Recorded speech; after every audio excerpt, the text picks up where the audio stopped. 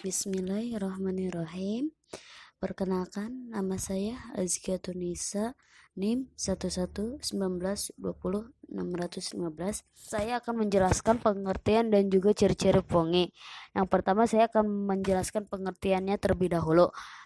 Fungi juga bisa disebut jamur, yang mana artinya organisme yang terdapat di mana-mana di bumi, baik di daerah tropik, subtropik, di kutub utara maupun Antarika. Banyak faktor lingkungan yang mempengaruhi kehidupan fungi, yaitu kelembapan, suhu, keasaman substrat, pengudaraan, dan kehadiran nutrien-nutrien yang diperlukan.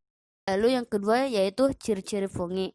Yang pertama, adanya hifa atau juga disebut benang tunggal atau bercabang. Kumpulan hifa disebut miselium. Yang kedua, menghasilkan spora.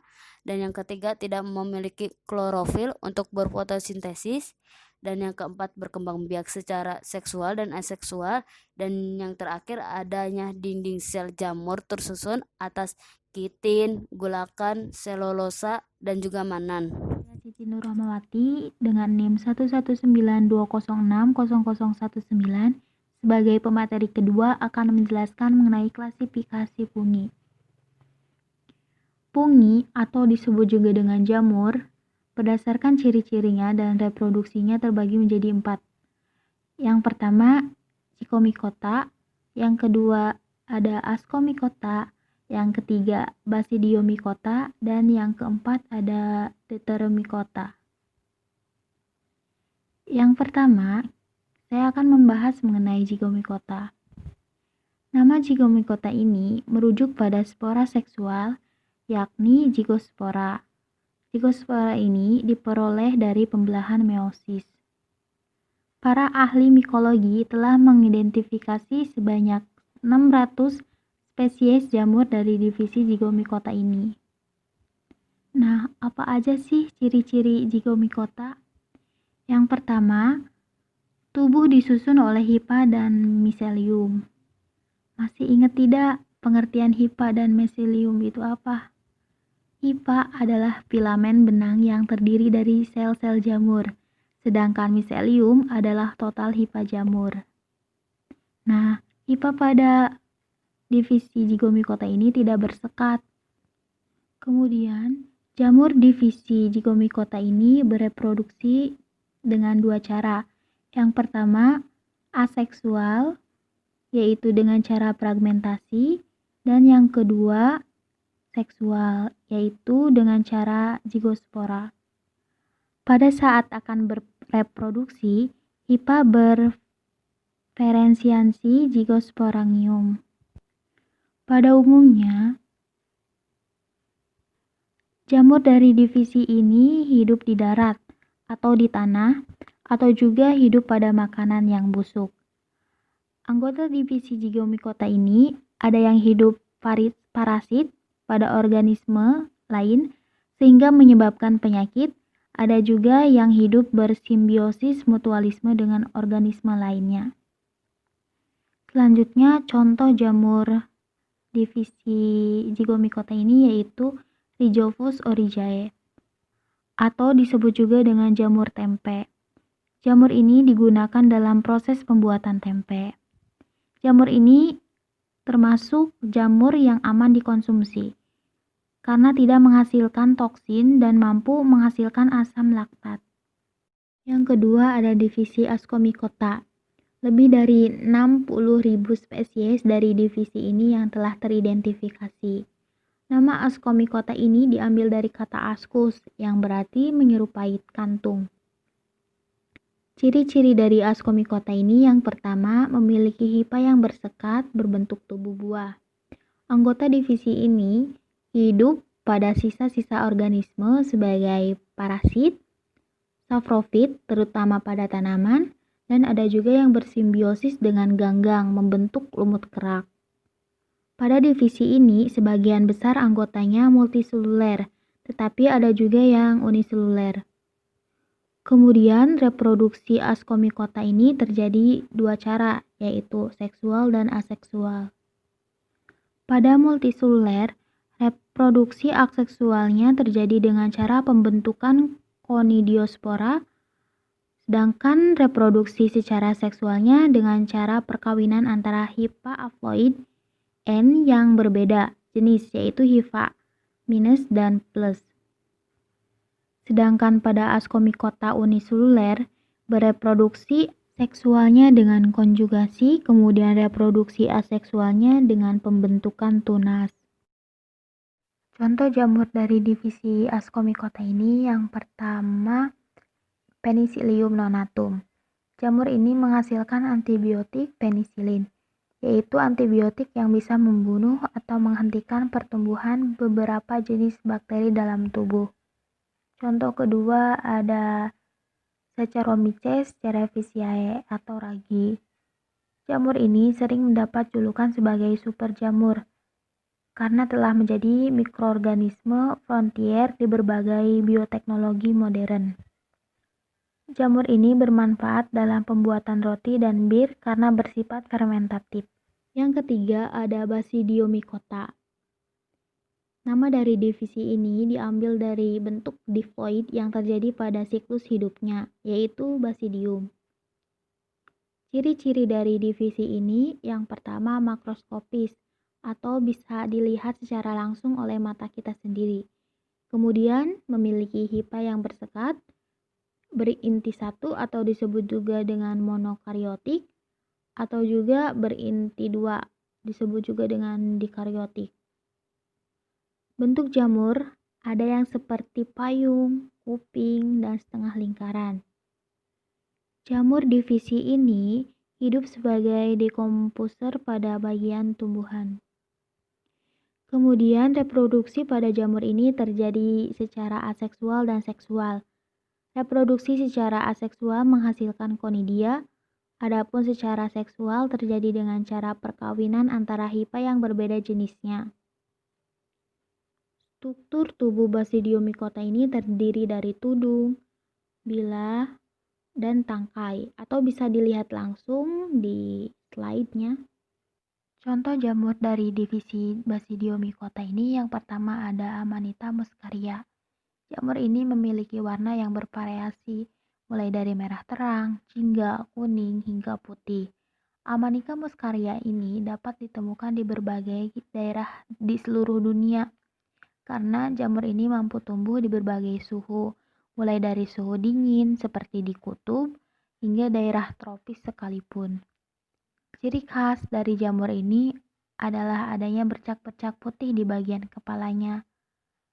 Amanita muscaria ini memang terkenal sangat beracun karena dalam waktu 2-3 jam setelah menghirup jamur ini dapat menyebabkan diare, vertigo, koma, muntah, dan berbagai efek lainnya. Pada bagian tubuh buah dari jamur ini terdapat senyawa asam ibutenat dan muskimol yang bersifat halusinogen dan psikoaktif.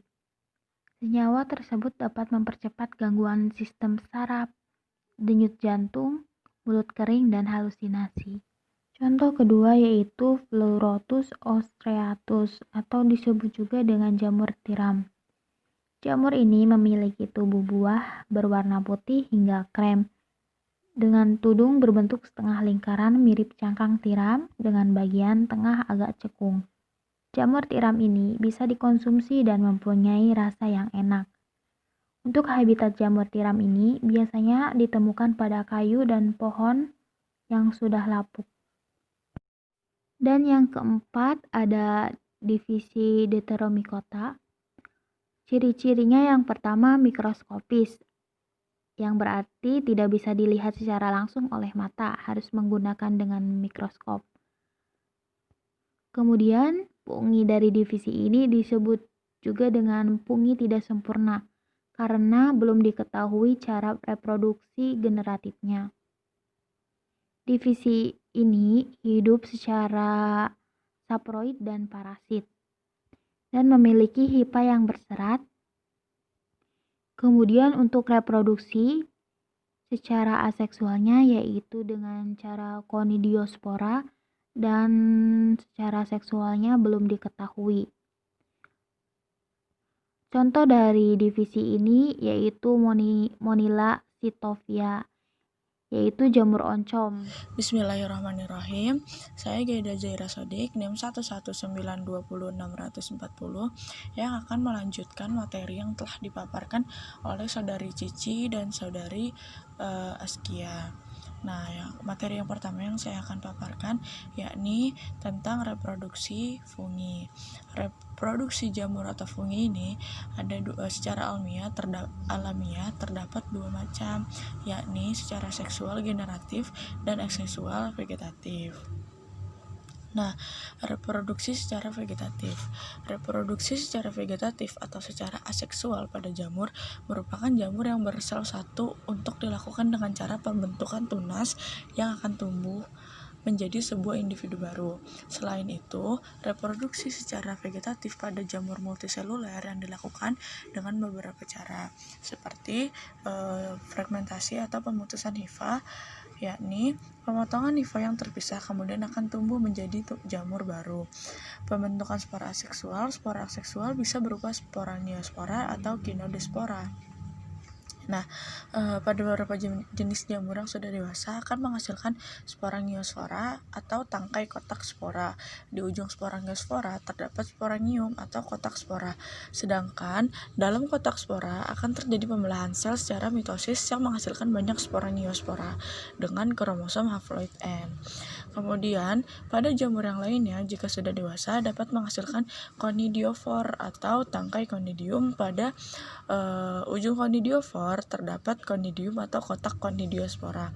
Dalam conidium akan terjadi pembelahan sel yang dilakukan secara mitosis dengan menghasilkan banyak conidiospora dengan berkromosom haploid N, baik sporangiospora maupun conidiospora. Jika jatuh pada tempat yang cocok akan tumbuh menjadi hifa baru yang haploid N. Kemudian reproduksi generatif atau reproduksi secara seksual dilakukan terlebih dahulu dengan pembentukan spora seksual yang melalui sebuah peleburan antara hifa yang mempunyai jenis berbeda. Dilakukan dengan peleburan inti sel atau nukleus dari dua sel induknya. Reproduksi secara seksual ini jarang dilakukan dan jumlahnya lebih sedikit dibandingkan dengan yang aseksual.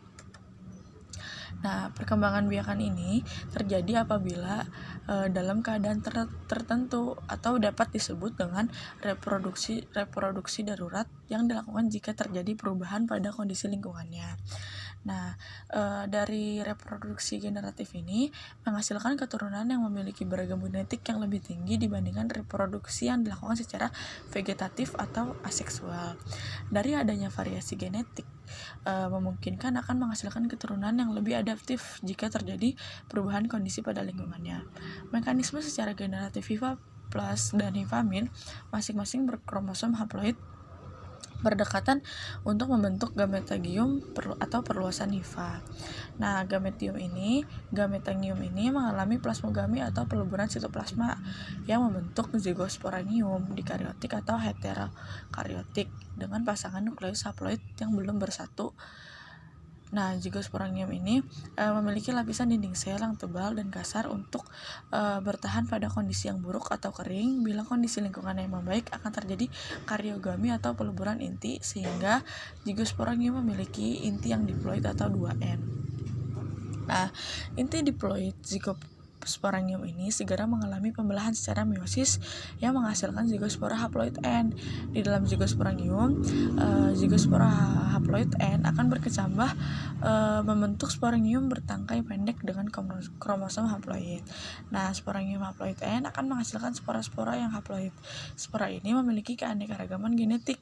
Bila spora-spora haploid N jatuh di tempat yang cocok, maka akan berkecambah atau germinasi menjadi hifa yang jamur haploid. Nah, hifa akan tumbuh membentuk jaringan miselium yang semuanya haploid N.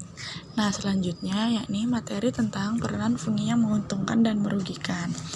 Nah, peranan fungi yang menguntungkan yakni sebagai sumber makanan. Beberapa jenis jamur dapat dimakan seperti Fovariella volvaceae atau jamur merang dan Lentinus edodes atau jamur shiitake. Nah, jamur ini kaya akan protein dan memiliki nilai gizi yang tinggi. Kemudian ada peranan jamur di bidang kedokteran dan kesehatan. Sejumlah antibiotik diperoleh dari spesies jamur. Antibiotik merupakan substansi yang dihasilkan oleh mikroorganisme seperti bakteri dan jamur yang dapat mencegah atau membunuh mikroorganisme lain. Nah, antibiotik pertama ini ditemukan oleh Fleming pada tahun 1928, yaitu penicillin notatum. Kemudian peranan jamur di bidang pertanian. Nah, beberapa jamur saprofit dapat meningkatkan kesuburan tanah. Jamur saprofit ini menguraikan sisa tumbuhan dan hewan yang sudah mati sehingga mengembalikan unsur mineral dari tubuh organisme ke tanah dan akhirnya membuat tanah menjadi lebih subur. Kemudian ada jamur mycorrhiza yang membantu tumbuhan memperoleh unsur hara lebih banyak sehingga dapat tumbuh subur. Kemudian peranan jamur di bidang industri.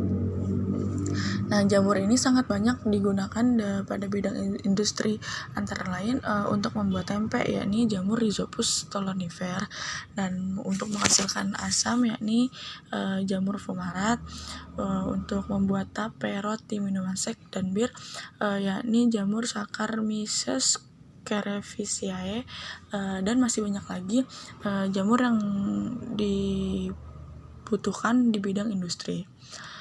Kemudian sebagai dekomposer atau pengurai.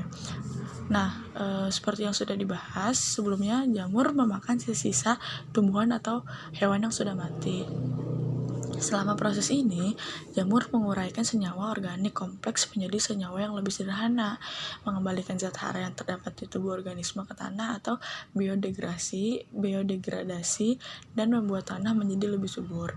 Perannya sebagai dekomposer ini mampu mempertahankan persediaan nutrien organik yang sangat penting bagi pertumbuhan tanaman.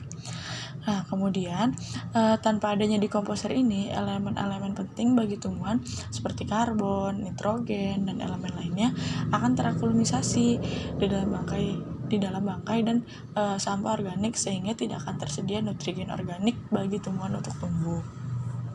Nah, contoh jamur yang berperan untuk dekomposer ini adalah Phyllobush yang menguraikan sampah organik berupa kotoran hewan dan jamur kuping yang hidup di kayu. Selanjutnya, peranan jamur yang merugikan. Nah, peran jamur yang merugikan ini salah satunya ialah dapat menimbulkan penyakit pada manusia seperti demam, alergi, infeksi.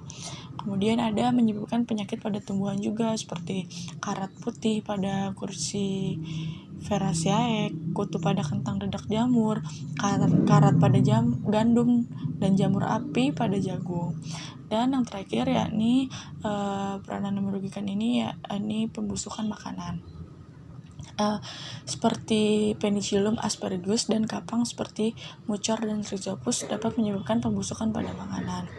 Nah, contoh-contoh jamur yang dapat merugikan yakni Aspergillus flavus, yakni menghasilkan aflatoxin menyebabkan kanker pada manusia. Aspergillus fumigatus, kanker pada paru-paru burung. Kemudian ada Amanita phalloides, mengandung balin yang menyebabkan keemayan bagi yang memakannya. Kemudian ada Ustilagomaides, yakni parasit pada tanaman jagung dan tembakau. Selanjutnya ada Epidermophyton floccuscum, menyebabkan penyakit kaki atlet. Terus ada Microsporum sp dan Trichophyton sp, menyebabkan kurap atau panu. Selanjutnya ada Helminthosphium oryzae, yakni parasit dan merusak kecambah dan tubuh buah serta menimbulkan noda-noda berwarna hitam pada hospes atau inangnya. Dan yang terakhir ada Candida albicans, yakni menyebabkan keputihan. Nah, mungkin cukup sekian materi yang dapat kelompok kami paparkan tentang materi fungi ini. Kurang lebihnya kami mohon maaf. Wassalamualaikum warahmatullahi wabarakatuh.